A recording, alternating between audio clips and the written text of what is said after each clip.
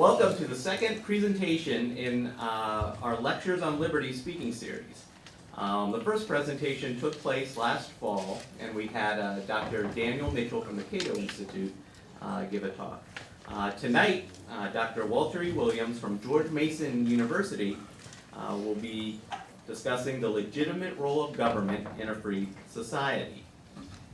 This lecture is co-sponsored by the St. Mary's College Economics Department, the History Department, the Political Science Department, the Economics Club, the Center for the Study of Democracy, and the Lecture in Fine Arts Committee. My name is Russell Ryan, and I am an economics professor here at St. Mary's College of Maryland. My motivation for creating this series is to expose students, faculty, and the broader community to the history and importance of liberty from a legal, moral, and economic point of view. Tonight we are fortunate to have a speaker that is well versed in all of these areas. Dr. Williams is the author of over 150 publications which have appeared in scholarly journals such as Economic Inquiry and the American Economic Review. He has authored 10 books, including The State Against Blacks, which was later made into a PBS documentary, Good Intentions. He has made scores of radio and television appearances, which include the MacNeil/Lehrer NewsHour, Firing Line, Face the Nation, and Milton Friedman's Free to Choose. And Dr. Williams writes a nationally syndicated weekly column that is carried by approximately 140 newspapers and several websites. It is my privilege to introduce tonight's speaker, Dr. Walter E. Williams.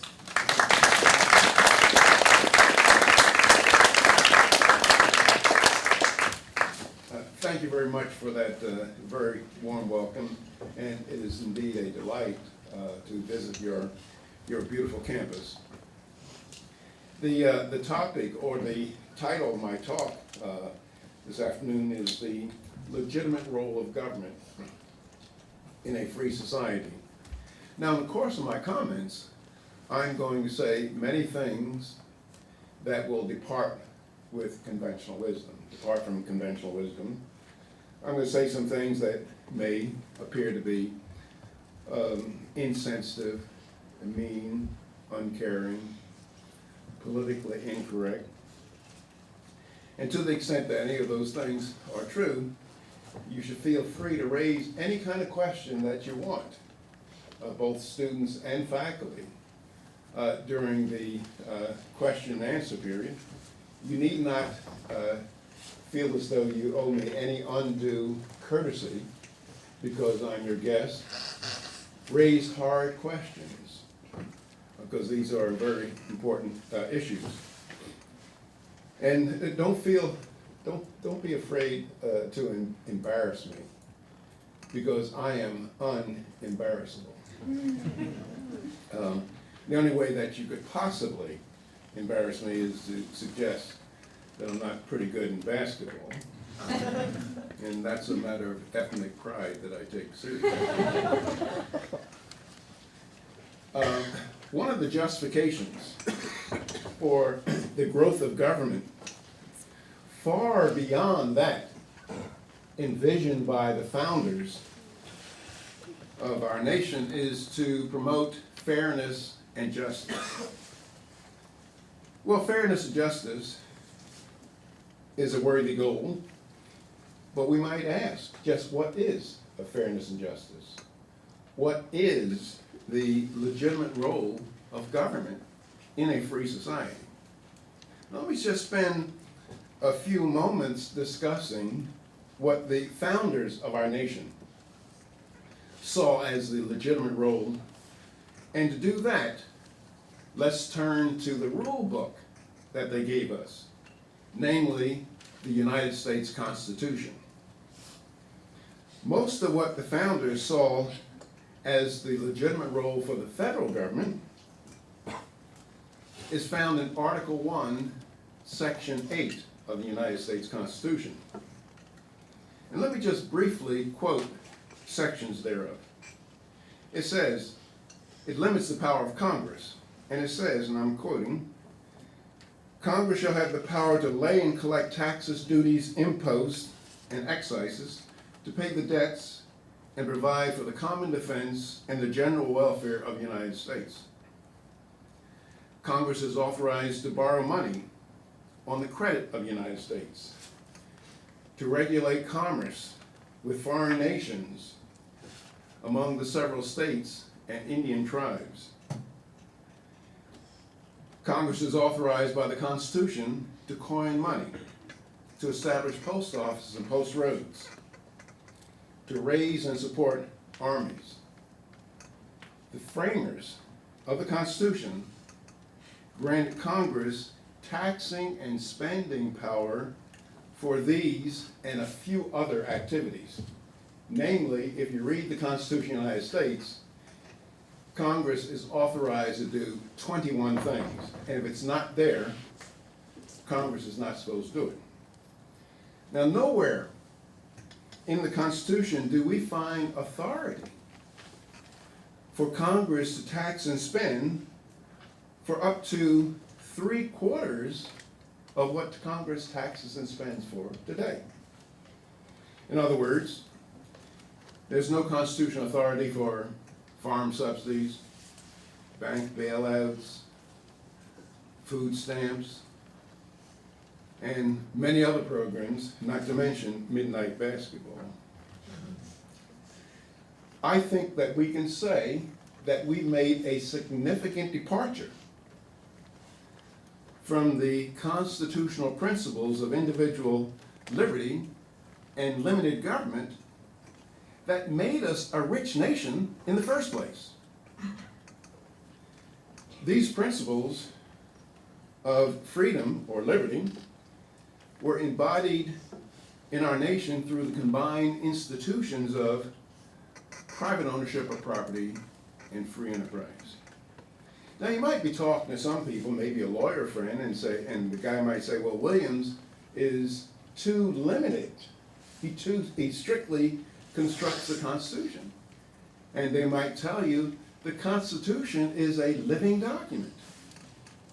Well, anyone who tells you that the Constitution is a living document, that's the same as saying we do not have a Constitution. Because the Constitution represents our rules of the game, and for rules of the game to mean anything, they must be fixed. And you can reason through that. If I ask you the question, how many of you would like to play me poker this evening, and the rules be living? Maybe under some circumstances, my two pair can beat your three of a kind, if the rules are living. Now, the founders, in their great wisdom, they gave us Article 5 as a means to amend the Constitution. But unfortunately, we don't use the Article 5 route. We just ignore the Constitution. Now, through numerous successful attacks, private property and free enterprise are mere skeletons of their past. And Thomas Jefferson anticipated this when he said, the natural progress of things is for government to gain ground and for liberty to yield. The best way of looking at this process of government gaining ground and liberty yielding is to look at what has happened to government taxation and spending. Ladies and gentlemen, there's only one way to look at taxes. Taxes represent government claims on private property. Indeed, if government were to tax private property at 100%, it would confiscate private property. An even better measure of the process of how we're losing ground to liberty is to look at what has happened to spending, government spending. To put it in some kind of perspective, in 1902, expenditures at all levels of government, federal, state, and local levels of government, totaled $1.7 billion. In 1902, the average taxpayer paid $60 a year in federal, state, and local taxes. In fact, from 1787 until 1920, federal expenditures were only 3% of the GDP, except during wartime. Today, federal expenditures are roughly 25% of the GDP. Today, federal expenditures alone are approaching $4 trillion. State and local governments spend close to, or spent over $1 trillion. Today, the average taxpayer pays more than $10,000 a year in federal, state, and local taxes. Now, what's the significance of this, ladies and gentlemen? Well, the significance is that as time goes by, you and I own less and less of our most valuable property, namely ourselves and the fruits of our labor. Another way of looking at this is that the average taxpayer works from January 1st until nearly the end of May, and he does not have the rights to decide how the fruits of his labor will be used. Somebody else has that right, because he works from January 1st until nearly the end of April to pay federal, state, and local taxes. Now keep in mind that a working definition of slavery is that you work all year and it is someone else that decides how the fruits of your labor will be used. Now, in the economic sphere, the founders thought that relatively free markets, or what is called capitalism sometimes, was the most effective social organization for the promotion of individual freedom.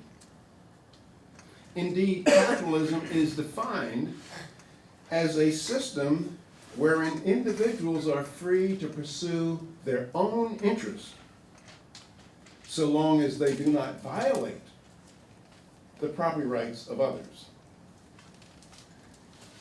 Capitalism or free markets is a system where there is voluntary exchange. There are private property rights held in goods and services.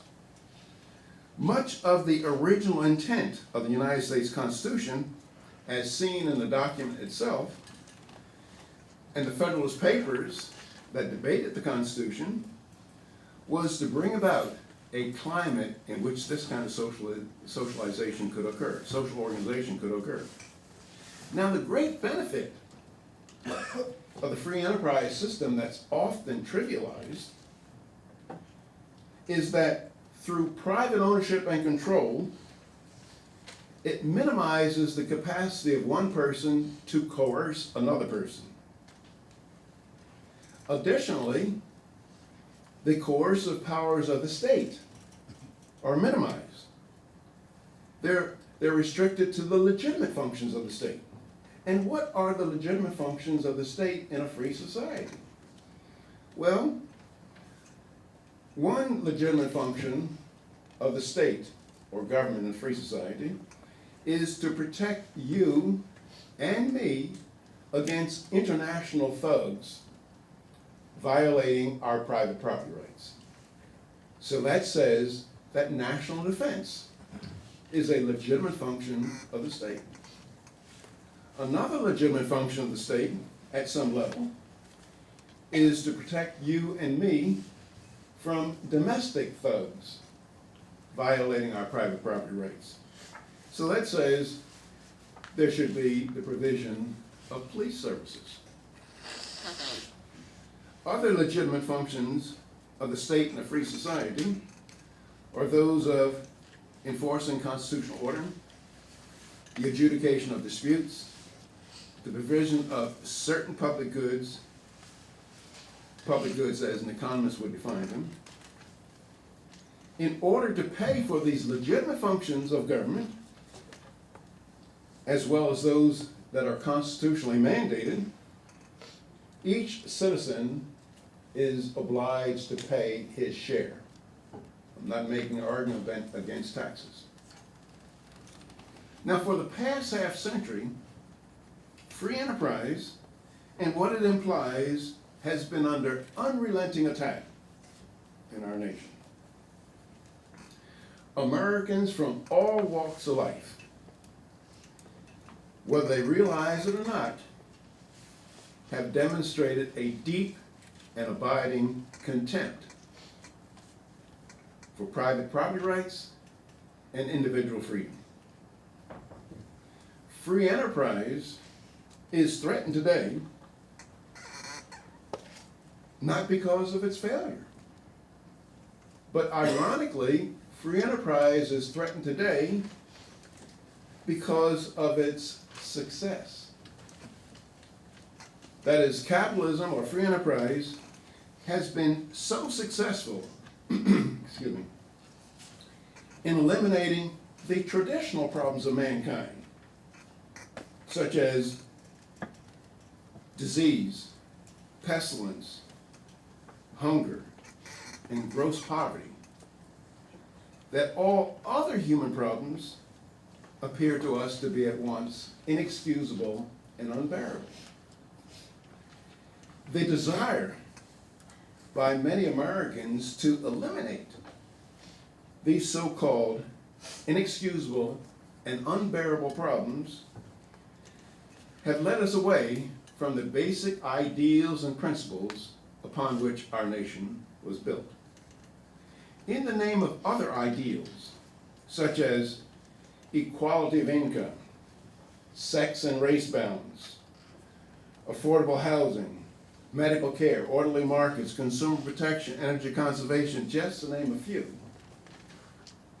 we have abandoned many personal freedoms. As a result of widespread control by government in order to achieve these so-called higher objectives, we are increasingly being subordinated to the point where considerations of personal freedom are but tertiary or secondary matters. That is, considerations of personal freedom are increasingly being treated as dirt in our country. Now you might say, well, isn't he exaggerating a little bit? Well, I ask you this question. Suppose I write a letter to the United States Congress, and I tell them my name is Walter Williams, and I am an emancipated adult. I am fully capable of taking care of my own retirement needs. And if I fail to do so, let me starve or go begging in the street. But stop taking money out of my check for Social Security. How do you think I'd be greeted? Here are some people telling you and me how much we should set aside out of each week's pay for retirement. What if they told us how much we should set aside out of each week's pay for entertainment, or for our children's education, or for housing, or for food? You would clearly see that as tyranny. It's no difference with Social Security. Now, the ultimate end to this process is totalitarianism, which is nothing more than a reduced form of servitude. Now, I am not saying we are a totalitarian nation yet. But if you ask the question, which way are we headed, tiny steps at a time? Are we headed towards more liberty, or are we headed towards more government control over our lives? It would have to unambiguously be the latter. Now, remember, if you take tiny steps towards any goal, it's just a matter of when, not if, but when you get there. Or as the great philosopher David Hume said, it is seldom that liberty of any kind is lost all at once. It's always lost bit by bit. Or as my late colleague Leonard Reed, the founder for the Foundation of Economic Education in New York,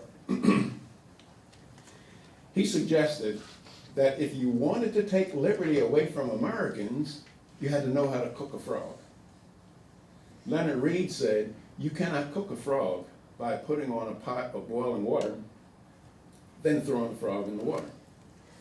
Because the frog's reflexes are so quick that as soon as his feet touched the boiling water, he would hop away and be free.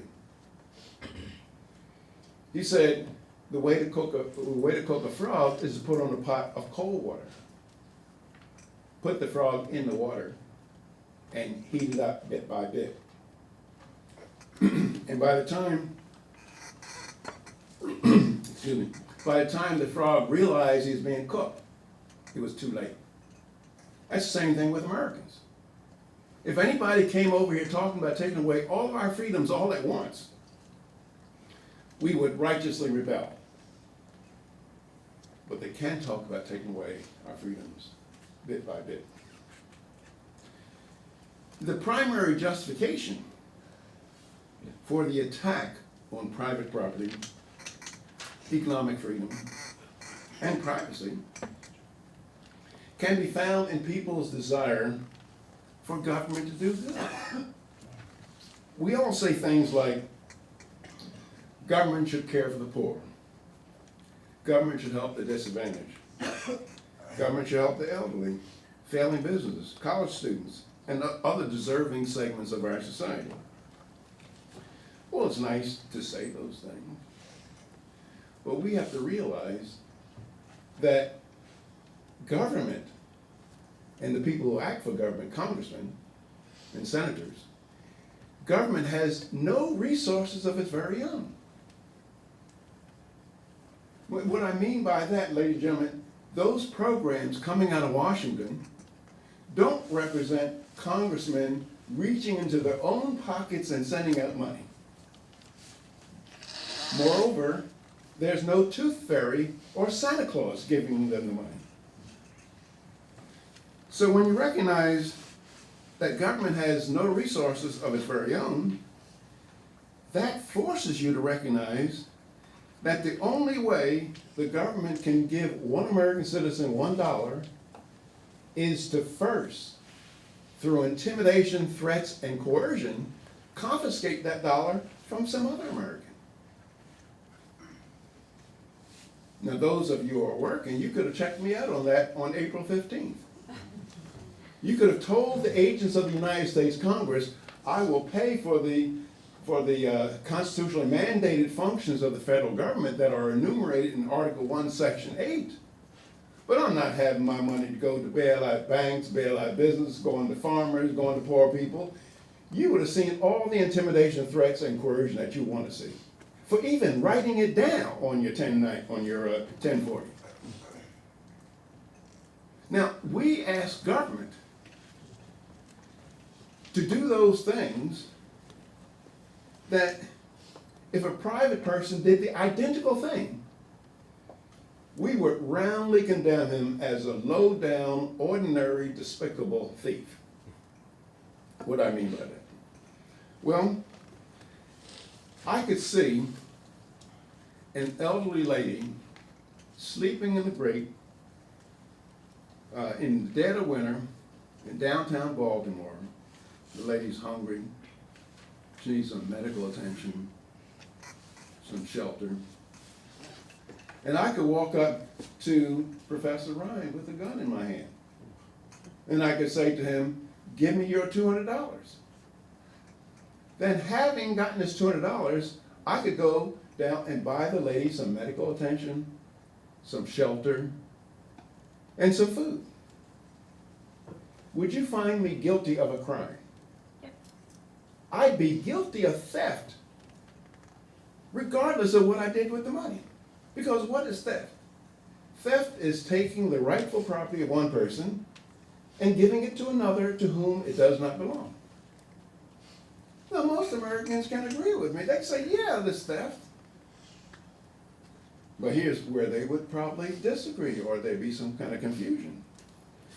Is there any conceptual distinction between that act and when the agents of the United States Congress, namely the IRS, they say to me, Williams, you know that $200 you made last week, that you had planned to buy a nice bottle of Lafite Rothschild Bordeaux wine with it?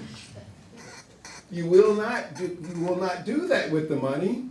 You'll give it to us, and we will go downtown and help the lady out. I assert that there's no conceptual distinction between those two acts. If you press me for a distinction, the only one I can find, which ought to be irrelevant to moral people, is that the first act, where I walked up to Professor Ryan, that is illegal theft. The second act is legal theft. It's just a matter of legality. Now, you might say to me, well, Williams, it's legal. Well, many things in this world are or were legal, but clearly immoral. Slavery was legal. Did that make it moral? The Nazi persecution of the Jews, the Stalinist purges, the Maoist purges, they were all legal, but were they moral? So the moral question that we have to ask ourselves is there a moral case for the forcible use of one person to serve the purposes of another? That is to forcibly use one person, take his income or whatever, to benefit another. Now keep in mind, the forcible use of one person to serve the purpose of another is a fairly good working definition of slavery. Keep that in mind. Now, in a free society, we want most, if not all of our relationships to be voluntary, and we want to minimize involuntary exchanges. You know, some people get hung up on voluntary versus involuntary, so another way I like to explain this is that I tell people, you know, when I'm talking about voluntary exchange, I always tell people I love seduction. I love any kind of seduction. Now, most of you, I have to explain this to you. The young people and your hormones in uproar. The essence of seduction is when we proposition our fellow man in the following way. We say to him, we proposition him, if you make me feel good, I'll make you feel good.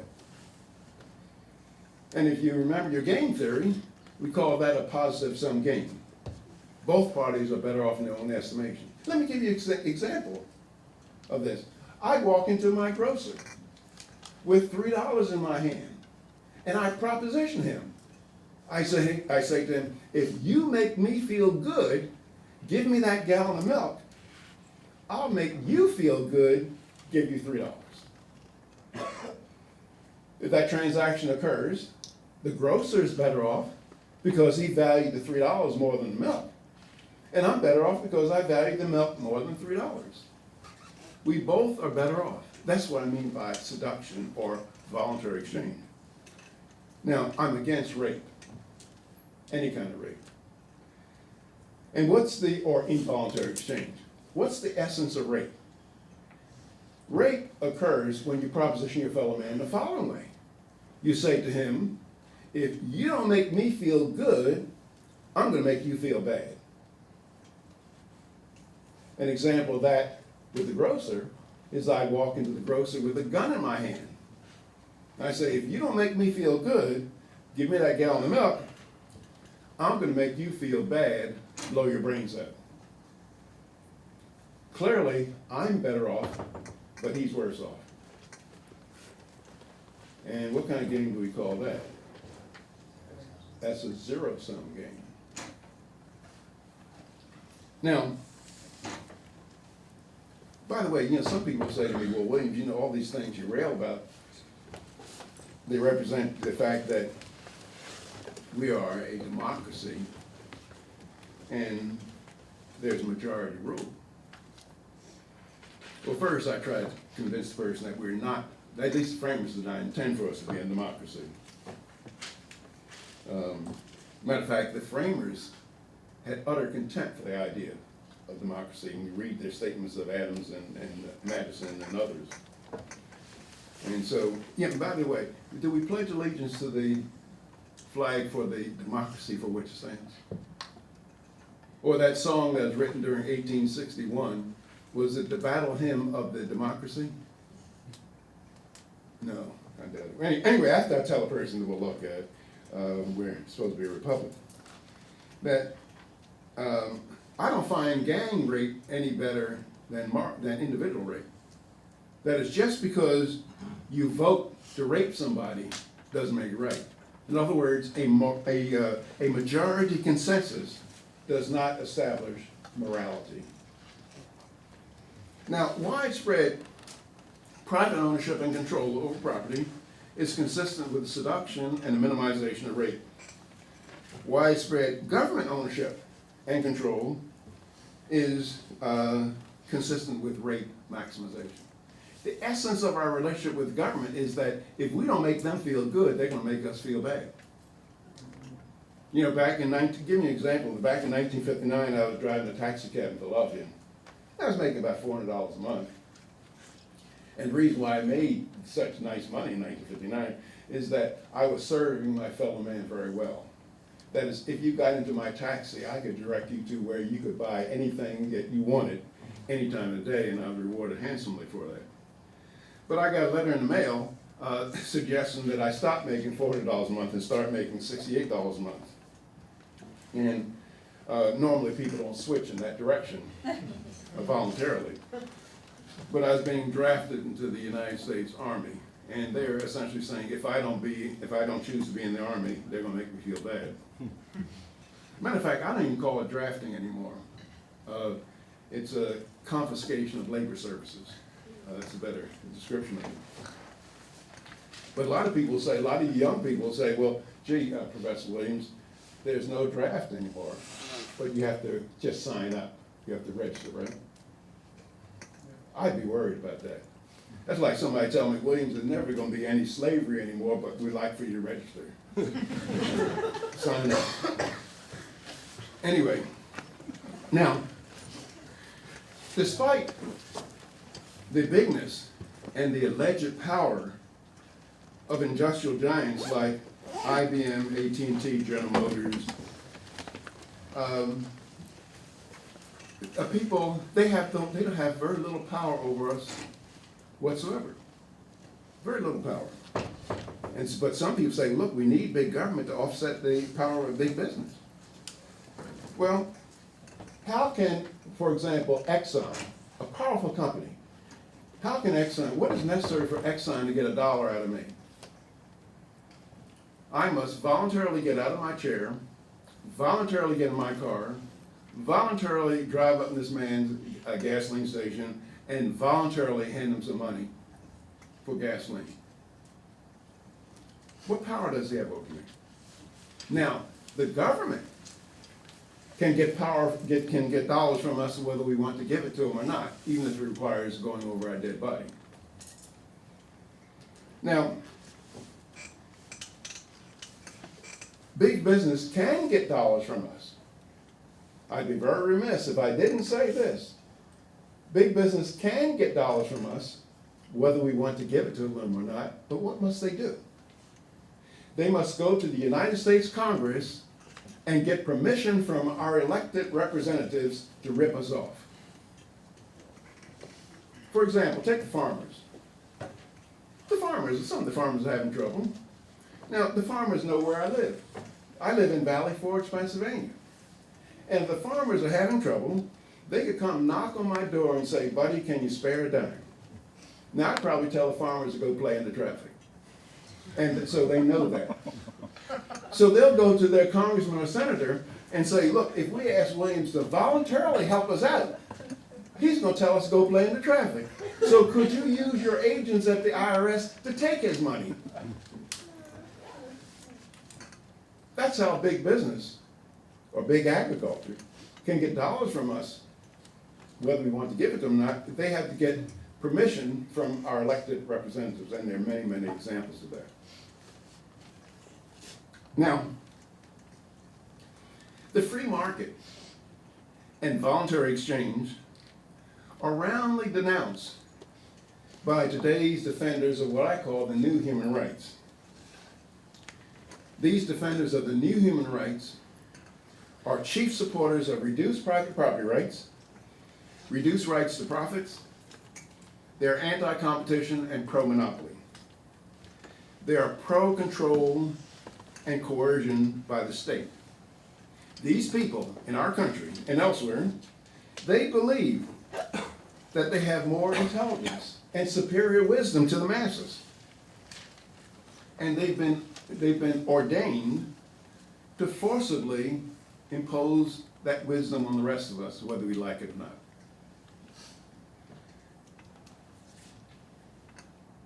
Now, of course, they have good reasons for restricting the liberties of others. But I'm here to tell you that every tyrant that has ever existed has had what the tyrant believed to be a good reason for restricting the freedom of other people. Their plan requires the elimination or the attenuation of the market. Now, why do tyrants want to attack the free market? Well, the free market implies voluntary exchange. And tyrants do not trust that people behaving voluntarily will do what the tyrant thinks that they ought to do. So they want to replace the market with economic planning or industrial planning. I will give you a definition of economic planning that will last you the rest of your professional careers. Economic planning is nothing more than the forcible superseding of somebody else's plan by the powerful elite. Let me give you some examples of this. I might plan to buy a Honda motorcycle from a Japanese producer. The powerful elite will say, Williams, we're going to supersede that plan through tariffs and quotas because we think you ought to buy a Harley Davidson. Or my daughter might plan to work for the hardware store guy down the street for $5 an hour. She says it's okay, he says it's okay, her mother says it's okay, her father says it's okay. But the powerful elite will say, we're going to supersede that plan because it's not being transacted at the prices we think it ought to be transacted at, namely the minimum wage. Now, many people do all this in the name of good. Many of them just plain evil, but many people do it in the name of, do all this stuff in the name of good. But do-gooders don't realize that most good is not done in the name of good.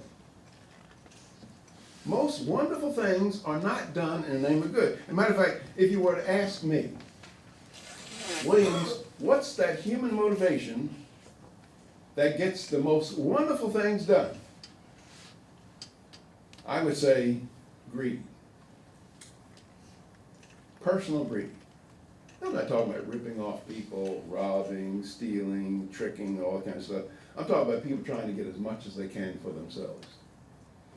Let me give you an example of this, because you might not have thought of it.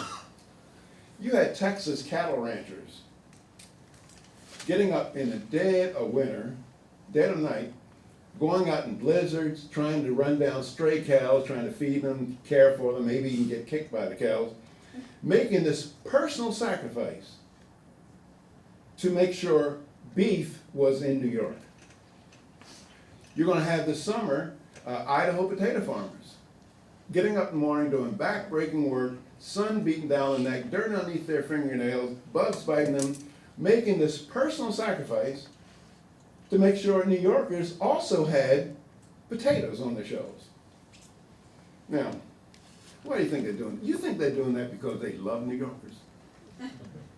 They may hate New Yorkers. I'm not that wild about New Yorkers myself. But they make sure that beef and potatoes gets to New York every single day. Why? Because they want more for themselves. Now, you can think about this, ponder the next question, and that is, how much beef and potatoes do you think would get to New York if it all depended on human love and kindness? I'd be worried about New Yorkers. Now, what I'm saying, some people say, look, William, since you're trying to win friends and influence people, instead of saying greed, why don't you say enlightened self-interest? Well, that's okay, but I like greed. It's more descriptive. Most good things get done because of self-interest and private property rights. Let me give you another example of this enlightened self-interest, if you will, in private property. I've often said, and some people criticize me for it, but I've often said that I don't care much about future generations of Americans. I don't give a hoot about future generations of Americans. And some people are really shocked. And they'll ask me, well, how come you don't care about future generations, Professor Williams? And I ask, what have future generations ever done for me? I mean, some kid that's going to be born in 2050, what has he done for me? And if he has not done anything for me, how then am I obliged to do anything for him? Where's the quid pro quo? There is none. But however, if you watch my actual behavior, my behavior would belie that sentiment. I have a nice spread in Valley Forge area, and several years ago, I took about $400 that I could have consumed selfishly by buying 2 nice bottles of Chateau de Cam Sauterne wine. But instead, I planted some seedlings around my property. Now, when those trees reach their full maturity, I'll be dead. There'll be some 2050 kid swinging in my trees, eating my apples and my combination pear trees. Eating the pears off that tree. Mrs. Williams, a number of years ago, she had a huge sunroom added to her house with my money. Now, that sunroom is going to outlast us. There'll be some 2050 kid tracking mud in my sunroom. Now, you ask the question, what's at least part of the reason I sacrifice current consumption to produce some good that's going to benefit some 2050 person? How come I did it? Well, what's some of the reason? Well, it's very easy. The nicer my house is, the longer it will provide housing services, what? The higher the price I get when I go to sell it. That is by pursuing my own narrow, selfish interests to, as your economics professors would say, to maximize the present value of my house. I can't help but make a house available for future generations, whether I mean to or not. Now, would I have the same incentives if the government owned my house? No, I wouldn't. You look at government-owned housing. Look at the kind of care it gets. Or would I have the same incentive if there were a 75% transfer tax when I went to sell my house? No. Anything that weakens my private property rights interest in that house weakens my incentive to do the socially responsible thing, namely conserve on the scarce resources of our society. Let me give you another example along these lines. You people look like nice people. I don't know whether you're nice or not. But well, you could be concerned about the extinction of various species of animals. I don't care myself. And it's a practical matter. Because according to biologists, 93% of everything that has ever lived on Earth is now extinct. And I say, why getting a tizzy over 93.1, 0.2, whatever? And matter of fact, I was 35 years old before I saw my first bald eagle. And I was looking at the critter in the cage. And I was asking myself, could I go on another 35 years to go see? I concluded yes, but I respect the different values of different people. But the point of this little story is that I was listening to NPR this a number of years ago, and people were picketing the UN because they're concerned about the extinction of the white rhino, the great apes, and giraffes and lions in Africa. They're picking some of the nations and some of the embassy and nations in Africa. And so I wrote down the list of animals that they were concerned about. And, you know, it had to do whales. They're forming Save the Whale Clubs, Ducks Unlimited, and they're concerned about all these animals. And so I wrote down another list of animals that are very valuable to us. And so I said, how come people not marching for the pig? How come they're not forming cow clubs or marching for the chicken? Now, what's the difference between these two lists of animals? On this list of animals, people on tizzy over, and this other list of animals, people don't care. Well, with this list of animals, cows, sheep, pigs, they belong, and chickens, they belong to somebody. Somebody's personal private wealth is at stake, so these animals get taken care of and they thrive. With this list of animals, the whales, rhinos, they don't belong to anybody. So nobody's personal private wealth is at stake in taking care of them. By the way, if you're concerned about these things, these animals, you should try to privatize them. Let me begin to close. I'm very sure I've caused some questions. Now, despite these virtues of the free market that I've talked about, never mind, which is the subject of an entire new lecture, never mind, it was the rise of capitalism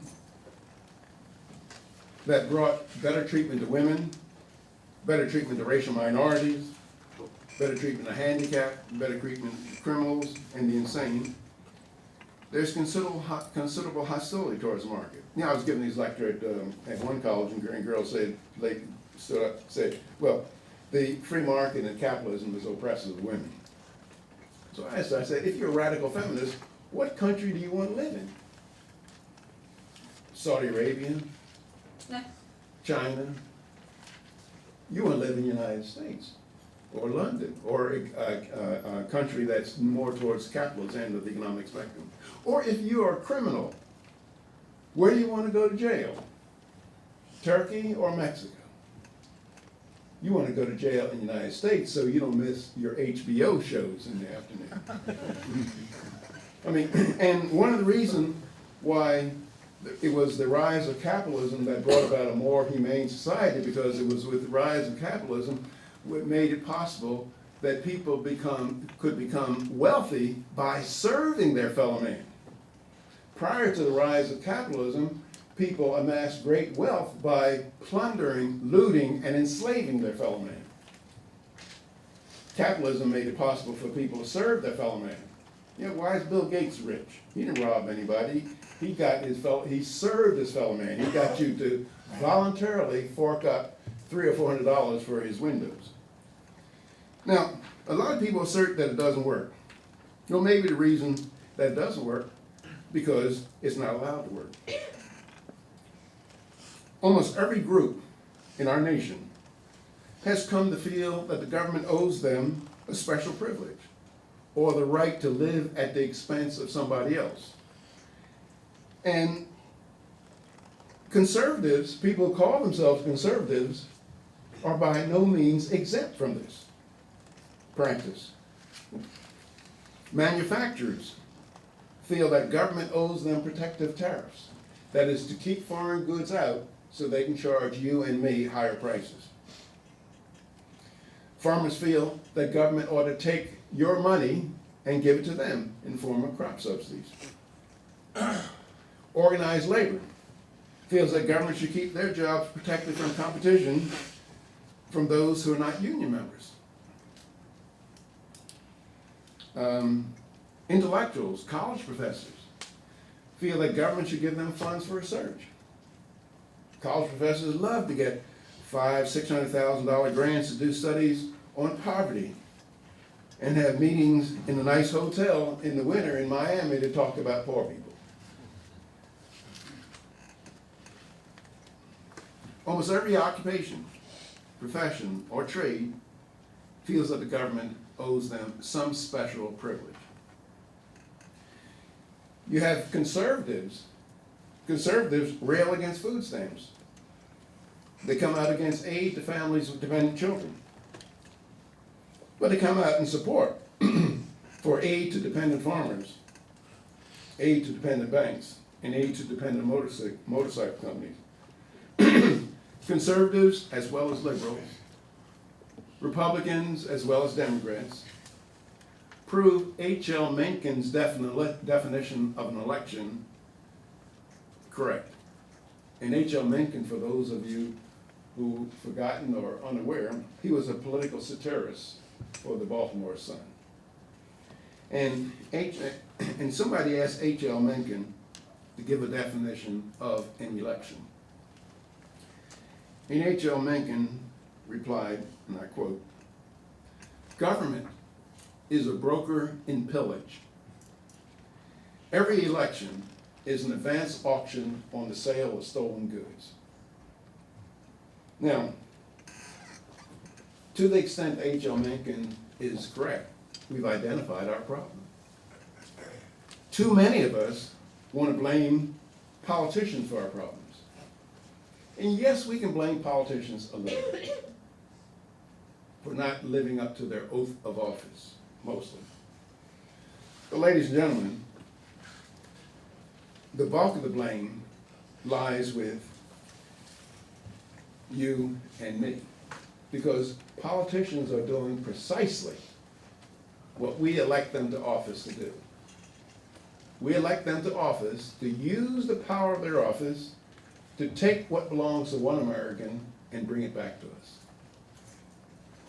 And a politician who does not do that, he'll be out of office. We will run him out of town on the rail. Now you say, well, Williams, that's really insulting. We in Maryland aren't that way. Well, imagine that I'm running for the United States Senate in Maryland, and I go back and forth across the state, and I say, look, I've read the United States Constitution. So if you elect me to the United States Senate, don't expect for me to bring back highway construction funds, aid to higher education, prescription drugs, because it's not a part of the Constitution. Do you think I would get elected to the Senate from Maryland? No, I wouldn't. I wouldn't be doing what people in Maryland want me to do. And here's the big problem, ladies and gentlemen, that the people of Maryland would be absolutely right in not electing me to the Senate, or recalling me if I were in the Senate. Because if I don't bring back billions and billions of dollars to the citizens of Maryland, it doesn't mean that the citizens of Maryland will pay a lower federal income tax if I don't bring this money back. All that it means is that the people of Virginia will get it instead. That is, once legalized theft begins, it pays for everybody to participate. And those who don't participate will wind up holding the brown end of the stick. And for those of you with a rural background, you know what that implies. Now, so what can be done? What can be done? Because we cannot continue going the way that we're going. That is, Greece is in deep trouble, and Greece's debt is 180% of GDP. Our debt in 1970 was 34% of GDP. Today it is 105% of GDP. We're moving in the direction of Greece and those other failing economies of Europe. And sometimes people ask me, well, what can be done? Well, I ask people, well, is there any basic difference between Americans as human beings and the people of Rome, or Portugal, or Spain, or France, or England? These are all great nations of the past that went down the tubes. Now you might believe that this is inconceivable that we go down the tubes. But if someone were around in 1887 at Queen Victoria's Jubilee in London, if you had suggested at the time of Queen Victoria's Jubilee that Great Britain would become a third-rate nation, challenged on the high seas by a sixth-rate nation, eventually named Argentina, and almost lose, you would have been put in the insane asylum. It was inconceivable at that time that Great Britain would go down the tubes as become a third-rate nation. Matter of fact, they used to say that the sun never set on the British crown. You know, one guy who heard that statement said, well, the reason why the sun never set on the British crown was because God did not trust the British in the dark. But let me say this, which contradicts with what I just said. I think that if the founders came back today, I think they'd be very disappointed in our choice to accept what we see as safety in exchange for liberty. But on the other hand, one of the great things about our nation is that we have not done the wrong thing for a long time in the past. We always manage to get our act together, to do something else. But I think that we have to get about the task of getting back government to where it was intended by the United States Constitution while we still have the liberty to do so. I thank you very much, and I'll try to answer any questions.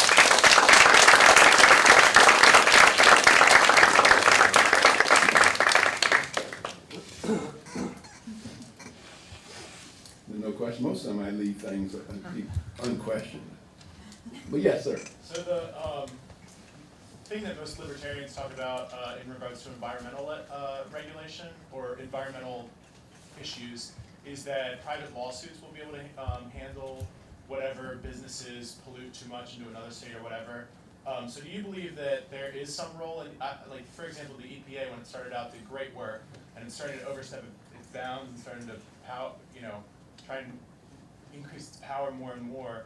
Do you think that the small steps that the EPA took when it was originally started were good, or do you think that we should rely on the private sort of inefficient lawsuit? Well, I think that there's a role for government to be involved in the protection of private property rights. That is, a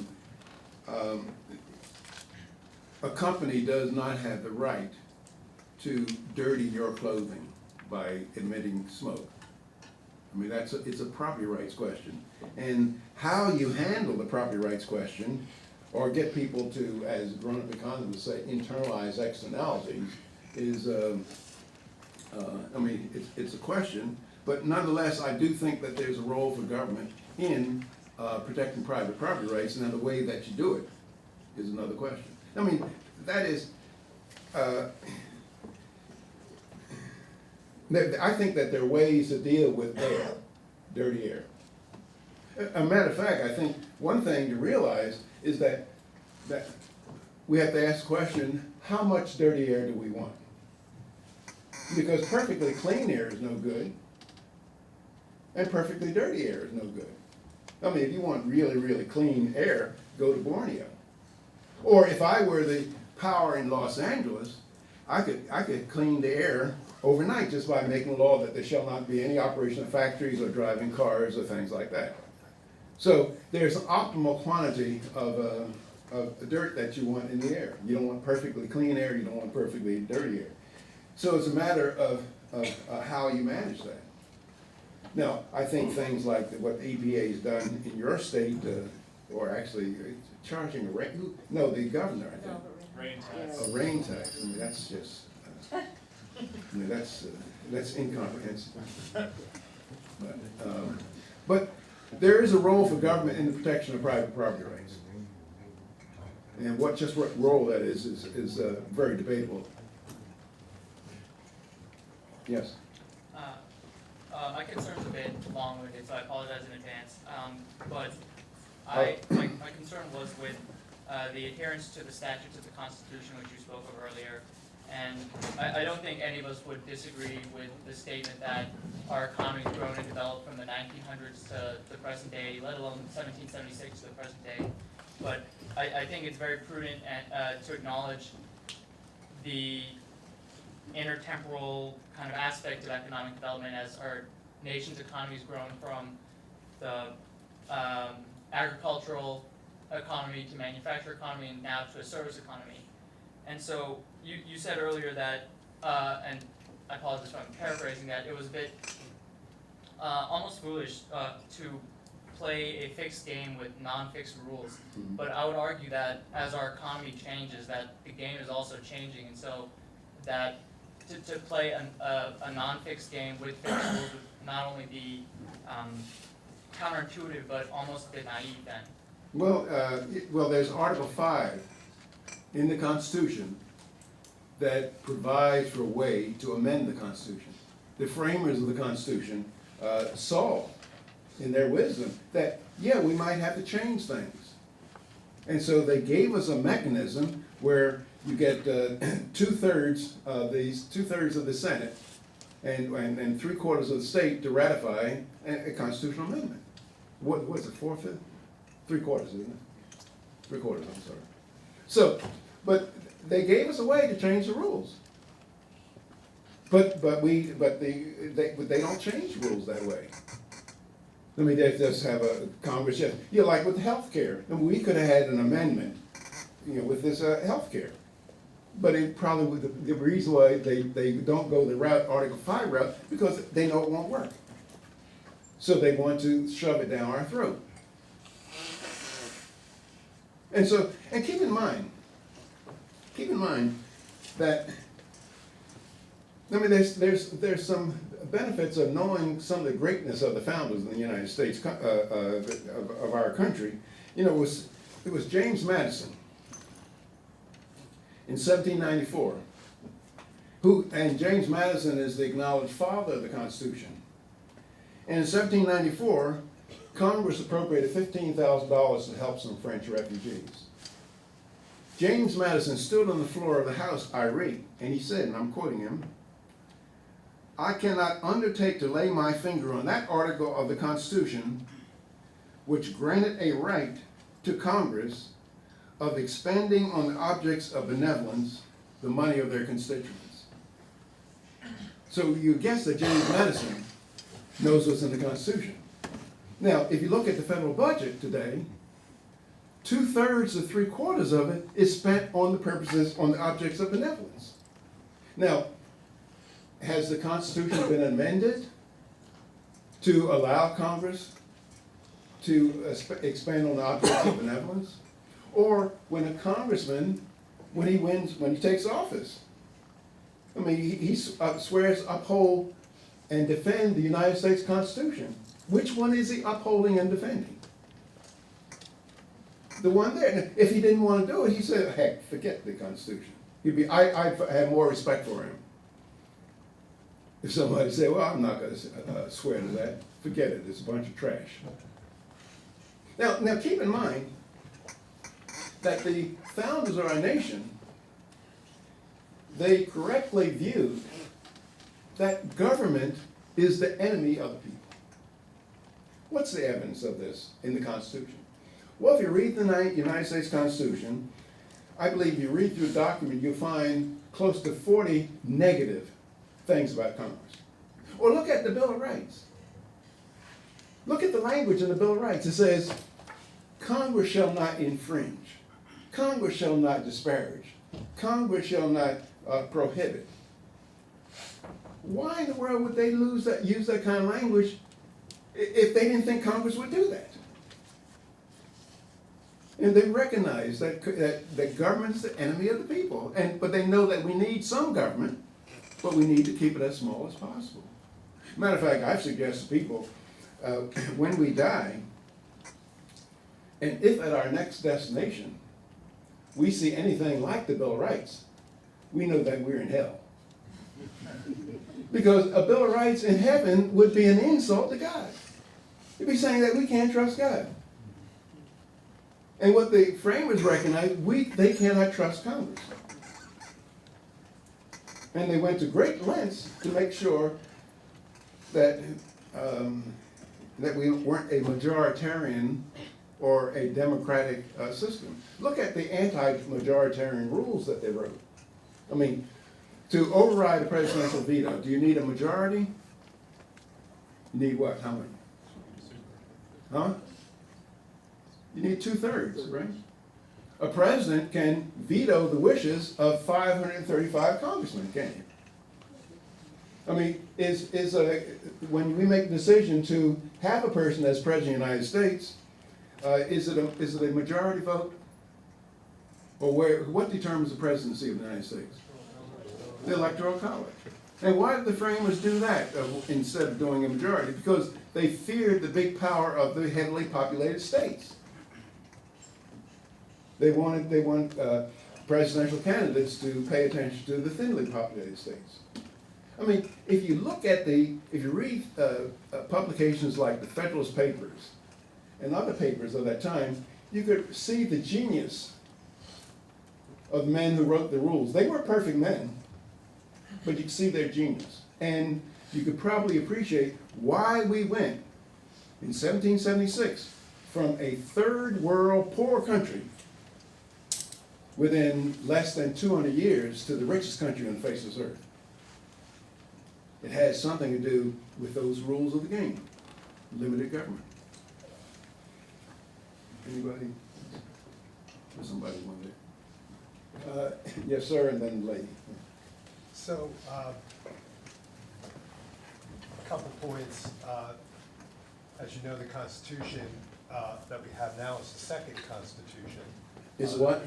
Is the second Constitution. We had a failed Constitution, and part of the reason that Constitution failed, the Articles of Confederation, was the inability of the central government to actually tax in any way.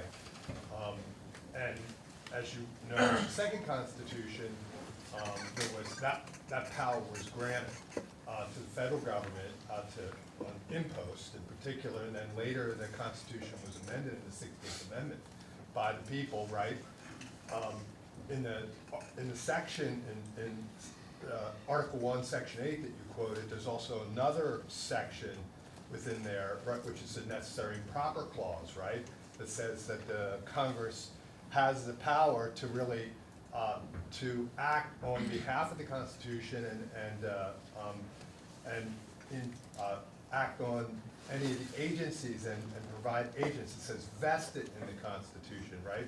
The power is vested, not enunciated in the Constitution. So there's different constitutional interpretations here about taxation. So I'm going to ask a tax question now. Is taxing, it is an involuntary taking, but should it be voluntary, like it was under the Articles? That is, should taxation be voluntary and we should give our money voluntarily to the central government? Or should the central government require everyone to pay a tax, and that's a taking? Well, I think that the necessary and proper clauses and the general welfare clause applies to the enumerated power of the government. That is, government, it can do things necessary and proper to maintain the military. Necessary and proper to maintain the railroad. But not necessary and proper to maintain my research in economics, or bail me out from bad decisions, or bail companies out of a bad decision. Now, I think that having a voluntary tax, it just will not work. But I think that if government only spent on the enumerated functions of, that listed in Article 1, Section 8, the tax would not be any more than 5 or 6% of the GDP. But most of the spending by the federal government can be described as taking the rightful property of one person and giving it to another to whom it does not belong. And I don't think that was constitutionally mandated. I mean, taking and all that I have to do is, I mean, you know, I could come to you and take your computer by force with a gun, but I could probably go to jail. But if I can go to Washington and say, I would tell my congressman, well, I'm doing some research and I need a computer. Well, then he'll take your computer, or the value of it, and make you pay taxes, and I won't go to jail. So I don't think that there's a moral question, I believe, here. I don't believe that one person should be forcibly used to serve the purpose of another. Now, I think, on the other hand, I don't want you to mislead me. I don't want to mislead you. I believe in helping our fellow man in need. And when Mrs. Williams was alive, she and I, we gave a lot of donations. Matter of fact, four scholarships to private schools and all kinds of other stuff. So I believe in helping our fellow man in need. I believe that reaching into one's own pockets to help one's fellow man in need is praiseworthy and laudable. Reaching into somebody else's pockets to help one's fellow man in need, I think, is despicable and worthy of condemnation. And I'm very sure for the Christians among us, when God gave Moses the commandment, thou shalt not steal, I'm pretty sure he did not mean thou shalt not steal unless you got a majority vote in Congress. And indeed, throughout most of our history, Americans did help their fellow man and continue to. Americans are the most generous people on the face of this earth. We ought to be proud of ourselves because Americans do 80% of all world giving. The great charitable foundations started in America. Alexis de Tocqueville, he talked about this he came here to do a study on prisons in the United States, and he wound up writing this great piece, Democracy in America. And after he went back to France, he was going around telling people, those Americans just love committees. He said, somebody's barn burns down, they have a committee. Somebody becomes widowed, they have a committee. Commenting on the generosity of Americans. And that has been true. I mean, people say we need food stamps. When the poor Irish were landing in New York in 1840s without a penny in their pocket and just the clothes on their back, how in the world did they make it? Was there a food stamp program? And if not, how did they make it? So when people tell me, we need this, we need that, I say, well, what did we do before? There's no evidence in our country of people dying on streets of starvation. We help one another, and we still do. Ladies. So all of your points, I understand all of your points, and they all make sense. My question is, what do we do about it? I don't think we can do anything about it. I mean, you know, my daughter just got married September 15th, and my advice to her and my wonderful new son-in-law was to try to save, to the extent that they can, try to save $30,000 or $40,000 in gold coins, not as an investment, but and don't keep it in a bank, in a safe deposit box. Don't keep it in your house. Hide it buried on your property. because the government can close banks and they can come take your house, but you can sneak into your property and dig it up. Enough to get out of the country. Now you might say, well, Williams, that is preposterous. It would never come to that. Well, you try talking to some of the Jews in Austria in the early 1900s during the Weimar Republic and other places, they would never believe what happened. And so, I'm just, but I might just be overcautious since, I've been living 1/3 of the time of our country has been in existence.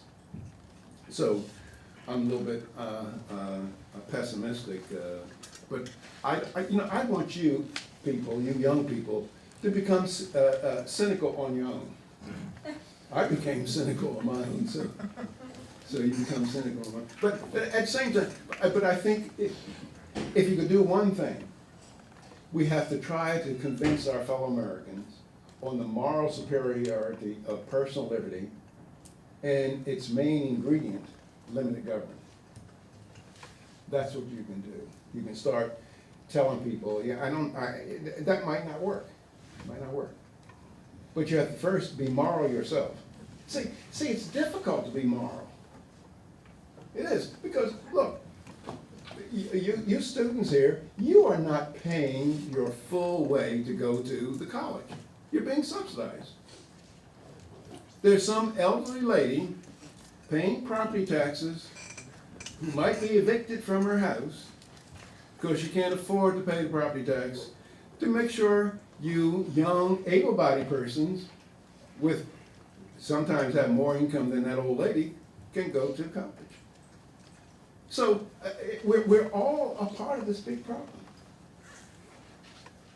It's not just one class of people, we all are part of it. And unless we're willing to bite the bullet, all of us, then we're gonna go the way of great nations of the past.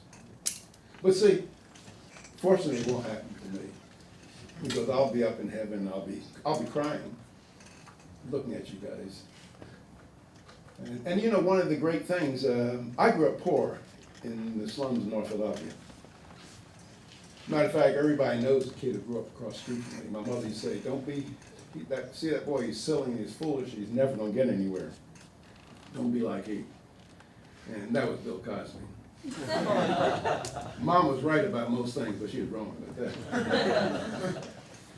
But one of the great things of our nation that we should try to preserve, and I think a very, very great thing about our nation, is that just because you know where a person ended up in life, you can't be sure about where he started.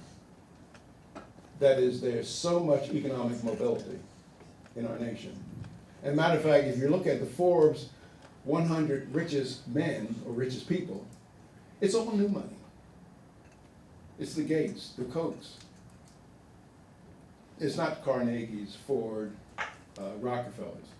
It shows this great mobility in our nation. But that mobility cannot be preserved unless we have limited government. In England or in Europe, if you don't start at the top, you're never going to make it to the top. That's different in our country. And I think that's worthwhile for you guys to try to do something about it. You don't have to buy into my cynicism, but I think you should try to do something. Look, folks, thank you. It was a delight talking to you.